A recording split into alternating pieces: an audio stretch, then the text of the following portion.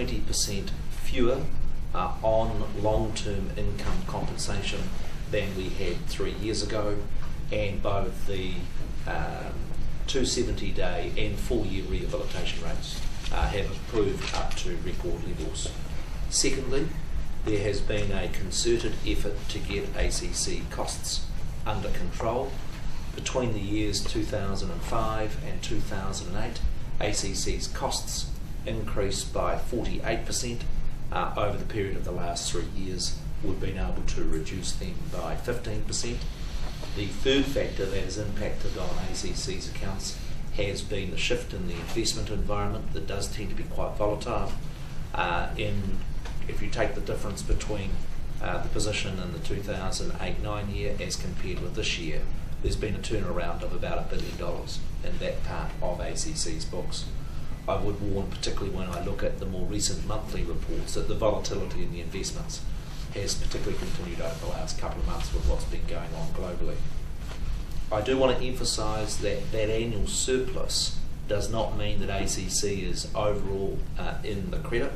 Actually, what it does mean is that ACC's net debt on the Crown's accounts has reduced from $10.3 billion to $6.8 billion. The overall solvency, the ratio of ACC's liabilities to its assets, now sits at 72%, which is an all-time high, albeit I would remind you that for any private sector insurance player, they would need to be well over 100% to meet the Reserve Bank guidelines. And what the surplus enables us to do is to continue to improve those solvency ratios. In response to why is it that we're able to give workers and businesses reduction in levies but not motor vehicles, the answer is quite plain in that the solvency of the earners account is up to 99%. For the work account covering businesses, that's at 95%. The motor vehicle account is back at 64%. And so it's going to take us a number of years to get to the point where we can afford levy reductions also for motorists. It is my view that if we can maintain the performance of ACC over the next 3 years, we will be in a position where we can also provide reductions in levies for motorists. So on that note, happy to answer any questions.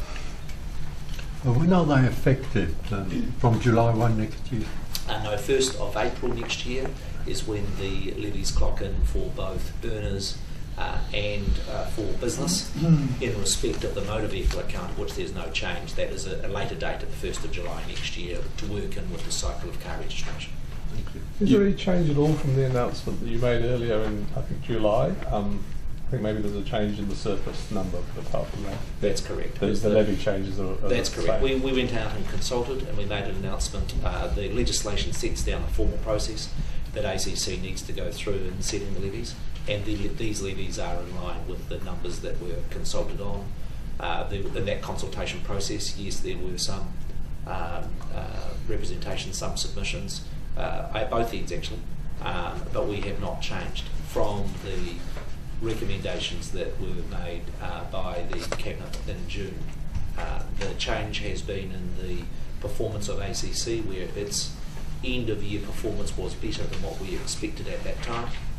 That may have given some room for additional reductions in levies, except for the government has taken a cautious approach, because while the investment performance, for instance, both in May and June was very strong, subsequent to that period, July and August, ACC has gone backwards on its investments. So the government has not chosen to further reduce the levies in light of about $1 billion improvement. Can you characterise that shift from the end of the year to now? I mean, are you losing, or are you just not gaining much? It sort of varies a bit by the week.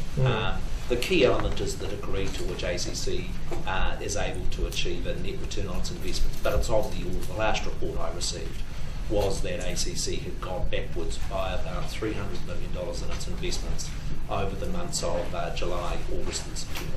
You mentioned, you said the international environment could mean that the fund could get hit, and you also said that ACC still has that $6 billion hit on the government's books.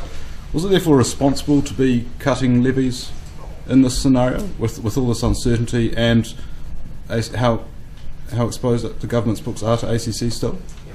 The legislation requires that we get ACC to a full funding position, i.e. 100% solvency by 2019. The trade-off for the government is making sure that we meet that track, while on the other hand we are not charging businesses and households when they are under substantive pressure on extra costs. I think we have struck that balance well. I am confident that we are going to be able to maintain that path of meeting full solvency as the legislation requires by 2019.